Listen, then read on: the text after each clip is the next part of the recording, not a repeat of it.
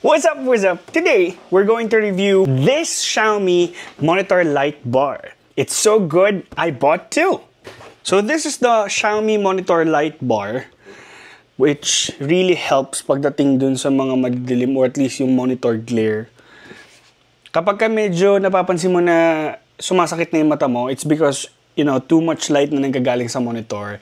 And this helps with that. So the monitor light bar keeps somehow yung setup mo to be not just ambient, pero at the same time, lessen yung eye strain sa mata mo. And really, syempre, kung usapang aesthetic lang, this monitor light bar is good.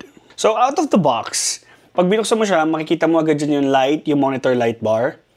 And this monitor light bar comes with the light bar itself, the USB-C cable, the wireless rotary dial.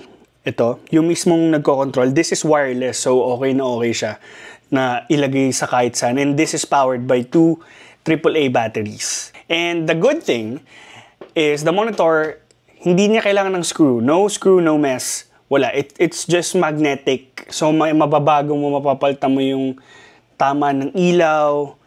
Wait, yun. Ganyan, kagaya niyan. Nababago yung ilaw.